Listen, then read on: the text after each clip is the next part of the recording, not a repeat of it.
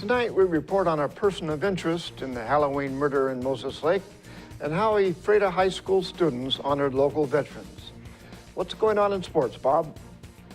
Ephrata takes a tiebreaker to advance to postseason play, and Big Ben drops a match to Wenatchee. Let's take a peek at our Weather Center forecast. Hello everybody, snow showers along inland northwest, dry and blustery across the basin. And we are watching a Pacific storm promising to impact the area. Late week details in a few moments. I'm Alan Troop, and we have all this and much more on iFIBER 1 News. From the iFIBER 1 HD studio here in the heart of the Columbia Basin, this is iFIBER 1 News. Your #1 source for local news, sports headlines, and our very own Weather Center forecast covering the entire Columbia Basin. This is iFIBER 1 News, and it starts now.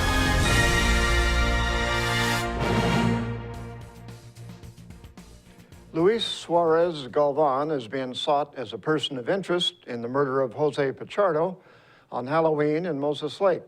The 18-year-old Moses Lake resident is described by police as a Hispanic male with medium build, having black hair and brown eyes.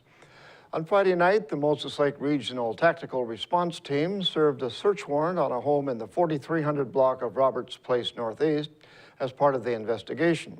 Moses Lake Police Captain Dave Sands said they did not find Suarez Galvan, but they did take a roommate into custody for possession of a stolen firearm and unlawful possession of a firearm. The charges are not related to the homicide.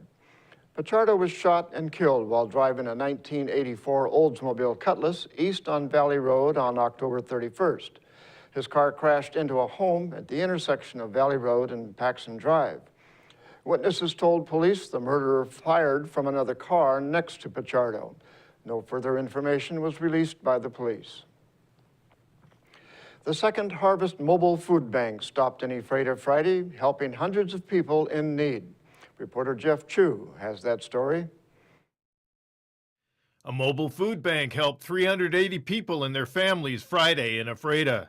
The Second Harvest distribution truck was sponsored by Thrivent Financial's Grant County chapter and Community Church of Ephrata. The church provided volunteers in its parking lot on K Street. The truck delivered free produce, nutritious perishable items, and other groceries to families in need of assistance.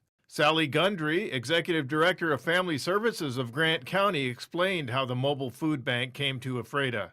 The reason I got involved is because my agency had a Second Harvest event in Moses Lake. Well, I happen to be a member of this church, and so I passed off to our folks here at the church the idea of having the Second Harvest come here.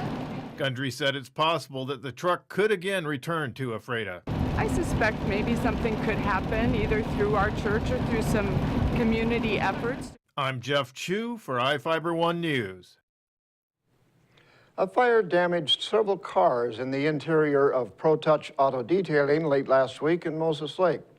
Moses Lake Fire Department Assistant Chief Brett Bastain said the fire department became involved when Moses Lake Police responded to a report of smoke coming from the back of the building on West Broadway Avenue. Firefighters were able to get the fire under control while moving 3 of the 4 vehicles parked inside out to the parking lot. None of the vehicles were lost, though they did suffer damage to the bodywork. The preliminary investigation revealed the cause was likely a fault in one of 2 electrical systems in the building. There was no evidence of arson. Nobody was inside the building at the time the fire started, and no injuries were reported.